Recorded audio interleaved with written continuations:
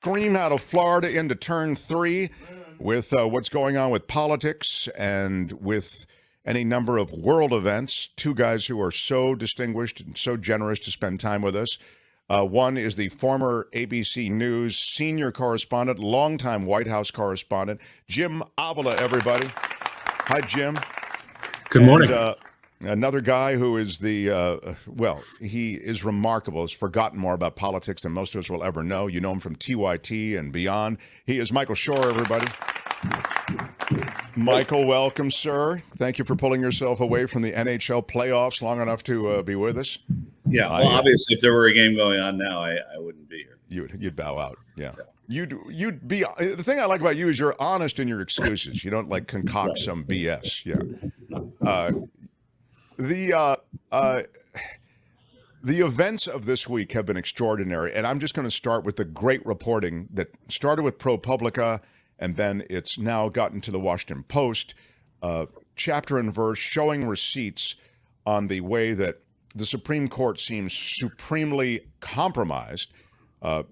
You can probably just start and finish with Clarence Thomas, although there's clearly a relationship between wealthy donors and religious organizations and conservative, I'll use it really right-wing organizations that inform a lot of the decision-making on the part of right-wing justices. Let's start with Thomas.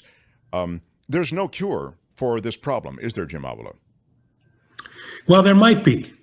So I read this morning, that while Dianne Feinstein is gumming up the works with the Judiciary Committee, they could take all this to the Finance Committee, which does, in fact, have a majority of Democrats, and they could start subpoenaing people who donated money. Did they report it on their taxes? They can get their tax returns. They can call up the donor. They can call the kid who got the free tuition at these amazingly expensive $6,000 a month for this one high school. My goodness. Yeah, and it was in Georgia. Where's the high school in Georgia? Or something? I believe it was in Georgia. I think so. Georgia or Virginia? I can't remember. I remember thinking. I was thinking, if I told you $6,000 a month and it's in Brentwood, California, like in Southern California, or you know what I mean, one of these Tony West Side schools of LA. You think, okay, well, it's insane, but I guess that's just part of it. But it's in one of these states where you don't expect that. Didn't mean to interrupt. Go ahead. Anyway, your point is well taken. It's expensive. So they could call these people, including Ginny Thomas, who has now been revealed was paid by another rich guy through the back door through Kellyanne Conway for services not rendered, some at least $8,000. Did she report it on her taxes? So they could be subpoenaed for that. And Clarence Thomas could be subpoenaed as well through the Finance Committee. So there is something that could be done. The Democrats just got to get some cojones, which they don't apparently have. And Dick Durbin, who I've always thought was a pretty good senator from Illinois and know him from covering politics in Chicago, I guess he's in a trap. I don't think that he has, unless he calls for Dianne Feinstein to resign, which the Democrats are reluctant to do, then I think he's in a trap. But maybe we can move it to another venue. Michael, you know anything about that? Well, I mean, the venues where this could be taken, it's sort of different. And I apologize, just when we go to air, the neighbors decide to build a house. But I will say that in terms of a change of venue, that what you said about the Finance Committee is correct. Feinstein now today is saying that she's going to be coming back to the Senate. She has no intention of leaving, and they've been pushing judicial nominees through. And when she returns, she says they will get the rest of them through. So that indicates that she's not going anywhere. And I don't know of a time really when a senator of their own party has called for someone with as much importance and as high a profile as Dick Durbin has would call for Dianne Feinstein to resign. There doesn't seem to be precedent for that. But there are two different approaches they can take here. One is through the Finance Committee. One is through a committee of a joint committee of the House and Senate that could be put together for this, which you might not see Kevin McCarthy accede to. But the other thing is that they can then have an oversight committee created for the Supreme Court. It would not be something that would go back. It would not be somebody that would investigate these cases like this kid who went to school. It wasn't Virginia. It was the Randolph-Macon Academy of Virginia.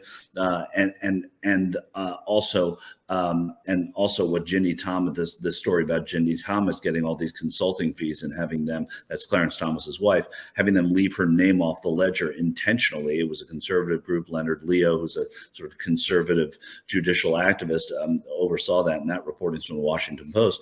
So there are ways that they can go about preventing this, of putting more oversight onto the Supreme Court going forward. But in terms of investigating it, it seems that right now in the Senate, the only avenue short of a joint special committee of both houses of Congress would be to go through the Finance Committee. There is some danger here too, Mark, and I have to say that it is supposed to be separation of powers. Okay, there is supposed to be a big dividing line between the presidency, the House, the Congress, and the Supreme Court. So, do you really want the House with its nutcases over there, made by precedent, have the power to start investigating Supreme Court justices? I have some trepidation in that because it could be used in a really bad way in the future. But it's gotten to a point where what's going on with Clarence Thomas is just inexcusable, and but it's in as much the Supreme Court. In as much as it's separation of powers, and we use the famous maxims of our republic, it's also checks and balances. And I think that the Supreme Court, whose symbol at some point is a balance, actually, is underchecked, and that is an important part of this as well. And so I think there has to be a mechanism. They don't have their own oversight. Who has their oversight? Who prevents this from happening going forward? I think that's the most important part. Karen says the Supreme Court justices think they're impervious. They don't care who knows about what nefarious things they've done. Well, impervious and nefarious dingwords, and trepidation of dingword. It is a fact that even at the end of these committees, assuming that you could get them together, I mean, I understand this is just sort of one narrative that could come to pass. There's really not much you could do if someone like Clarence Thomas and Ginny Thomas, if they don't blink. I mean, Right. The only method in place, I think, I ask you guys, for removal would be the impeachment, impeachment and removal, you could never get the votes to do.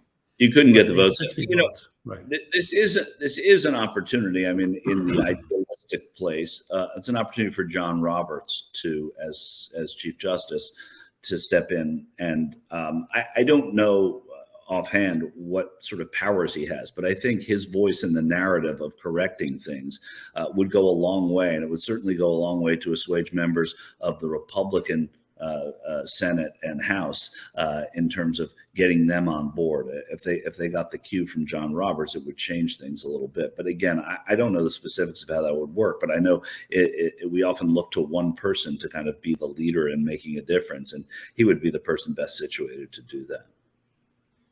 Yeah, you could change. You could. You change the number of cases that he's actually presented. From what I was reading, you could, in other words, you could begin to no longer present him cases. You could neuter him in a way on the court. But beyond that, there really isn't much Roberts could do in terms of his interaction with Thomas. As what you're saying, he should come out and be a little more full-throated in speaking to this. Right now, he hasn't. Yeah, exactly. That's what I'm talking about. I'm not talking about the specifics of what he can do as Chief Justice. More than if he starts the dialogue, if he's the one who comes out and says enough is enough in some way, then and not singling out a colleague, but just saying we have to have different rules that we live by on the Supreme Court. Then I think it would make people a lot more comfortable talking about it.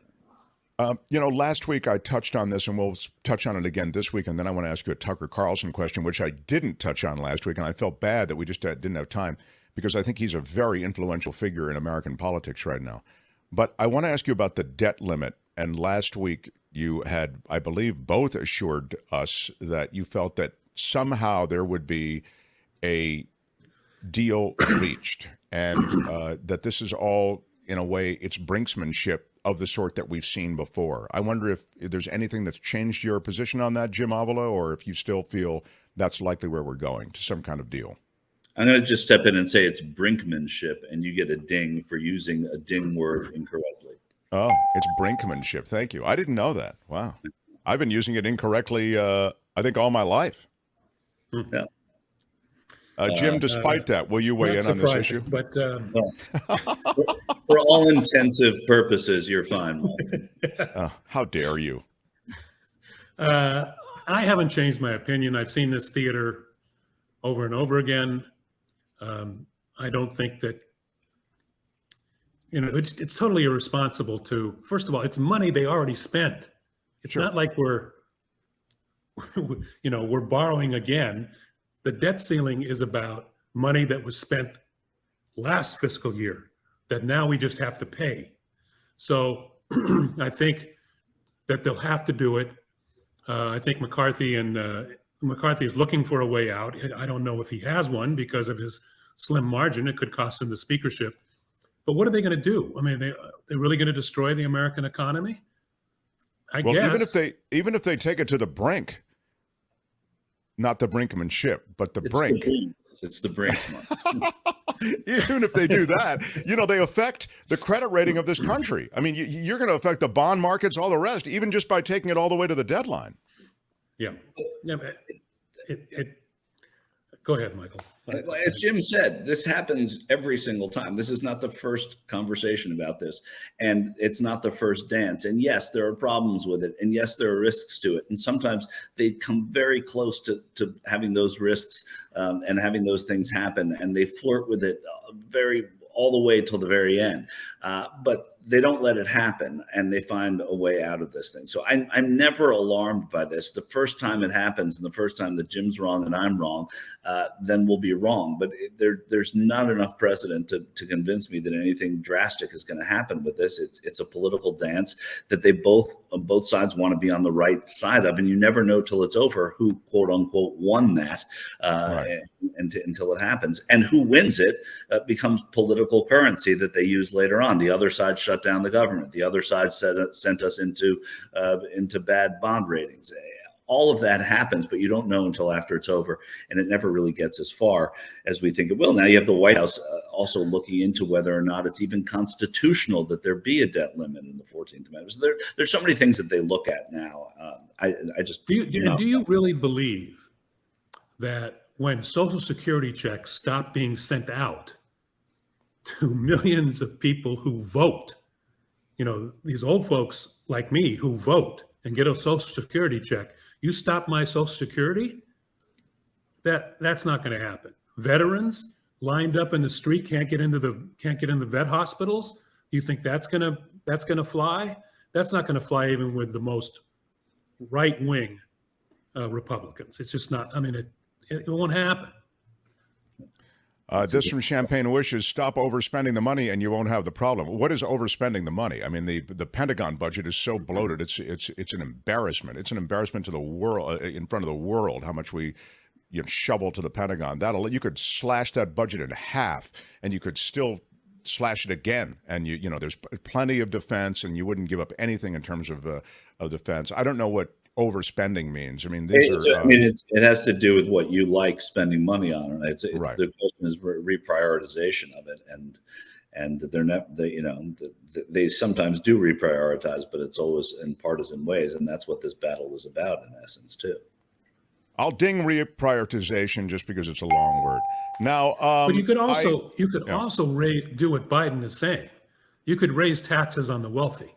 Oh my God! You could take the money from corporations and the wealthy, which is in the Democratic proposal, the Democratic budget, who pay nothing more than they make huge amounts of money and they pay nothing.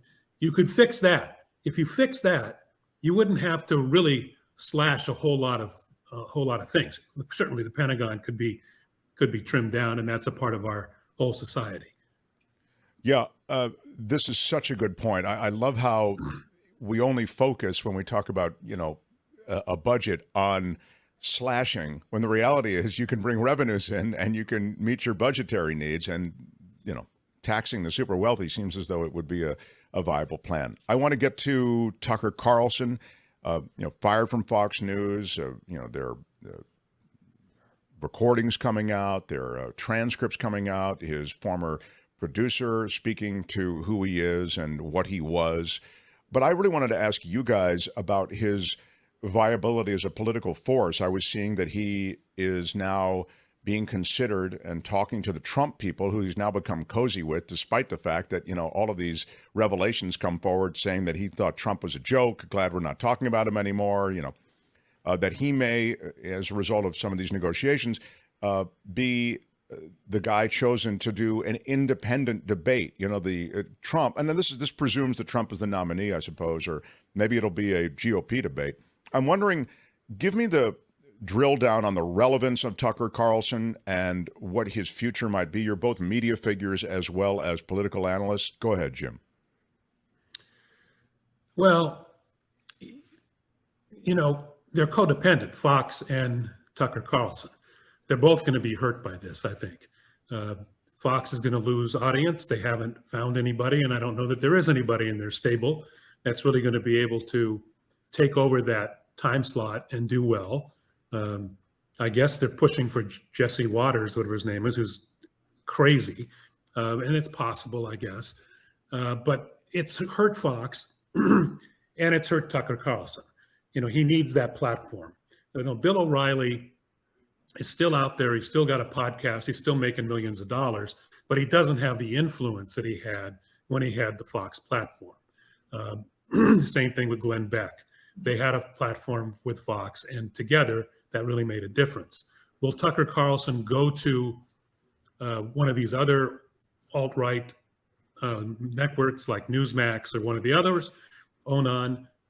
That's possible, but he'd have to leave on the table some $40 million that he's getting. Did I lose you?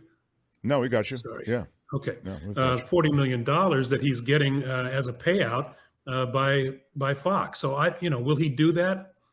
I don't think so. And as far as narrating a debate, I don't know that other candidates besides Trump would be interested in appearing on the stage with Tucker Carlson, knowing that it would probably be front loaded in favor of Trump. He may get some kind of interview or some kind of special on the internet that would include him, but I don't think that he will that he will narrate a Republican debate or moderate a Republican debate. Michael, what of Tucker Carlson? Again, I agree with Jim on the last part of what he was saying about his what role he would take as a moderator and who would go to a debate, and would Trump even debate some of these other people, and what purpose it would serve having Tucker Carlson do that. Because if that were the case, would Fox then show that debate? And then does that work for Republicans? It's a very complex set of circumstances. I think he's very prominent. I think, though, and Jim illustrated this, while it may be codependent, I think the dependence of the people who have been let go by Fox on Fox is far greater than Fox's dependence on these people. When O'Reilly went, it was clear that, no one's going to fill that spot. No one can fill that spot. Tucker Carlson came in and eclipsed what it was getting before. So I think Fox is in the driver's seat still until they are not. And I don't think anything has convinced me of the fact that they're not. But I think that his role can only grow in Republican circles as a mouthpiece for the kind of politics that have been so divisive. And I don't think Republicans want that. So I don't think they would accede to having him be part of a debate. This has been the undoing of their party, not the gluing of their party. And to that extent, I think that they want to reject it as much as they can. Could I see Trump making him a running mate? Yeah, I could see him doing that. I could see him employing Tucker Carlson in a way that gets that voice out there, but for a purpose that would further isolate him from a lot of the Republicans. I see it. I'll give you a ding on that. The reality of Dianne Feinstein's situation is, to me, a little murky. I think the real reality is, I have no idea, but I based on how cloaked in word speak there is in terms of her official pronouncements. That is, I'll be back. I've got shingles. I don't. Then there was word, as you know, in the last couple of years that she's just not who she was. Give me the arithmetic on Dianne Feinstein, Michael Shure. Well, 89 is the arithmetic on Dianne Feinstein, and whether or not somebody can bring their fullness to the Senate. I can't profess to know very much about her condition. Shingles can knock you out for a very long period of time, though I do know that people who cover her have said that there's been diminishment before she even had shingles, and I think we know that. We can't pretend that she's not going to stay in the Senate, as every indication is that she's going to stay in the Senate. She would have, I think, resigned by now if she was so debilitated, but now we're getting the opposite kind of signal from her staff that says she's going to be back, and from a statement that was authored by the senator. So she's going to be back, and when she gets back, she's going to have a big caseload. And I think that is what gives a lot of people pause, not whether or not she resigns, but whether or not she's going to be able to handle all of this when she gets back. But it's an unfortunate situation. It's very frustrating for Schumer and Durbin in the Democratic Senate. And I would imagine very frustrating for the president, though the president who served with her is somebody who could probably be the one to persuade her when it's time. I would imagine if that ever came to be, but it would be hard for Joe Biden to be someone who's running for the presidency again in his 80s to try and persuade someone that it's time to leave the stage. Sure. Jim? Yeah, it's just a sad situation. And unfortunately, it's become a little bit like the Ruth Bader Ginsburg situation, where our loyalty to a person who has served this country, which is Dianne Feinstein and Justice Ginsburg, is in the end going to hurt the country. And that's a shame. Ginsburg not retiring while there was a Democratic president in the White House, of course, led to the court that we have now. And Feinstein refusing to go into the sunset after a distinguished career is now tarnishing not only her reputation, but hurting the country. And somebody needs to speak truth to power to her. If she understands it at this point, I don't know, but talk to her staff and convince them that this is doing nothing but harming the cause. Guys, thank you as always for being here. Appreciate it very much. Going to Washington, D.C. this week, guys. So next week from D.C., the seat of power, all that lobby money, just. I'm going to be. We'll have to figure this out, Mark. I'm going to be going to Iowa to cover Donald Trump in Iowa, so we'll have to. There's never been anything like this. I hope this really is a weird configuration. I hope you'll be able to be part of this, because we'd love to hear about that. Of course. Okay. Yeah. Great stuff. I'll be Thank right you both. here. I love it. Yeah, I'm on the phone. The stalwart Jim Avila when he's not on the phone. Shingles can't stop that guy. And Michael Shure. Thank you, boys. Love it. Hi, it's Mark, and I thought that was great. Hit the notification bell. You'll know whenever there's a new video being dropped, and please subscribe to our channel to help us save the universe.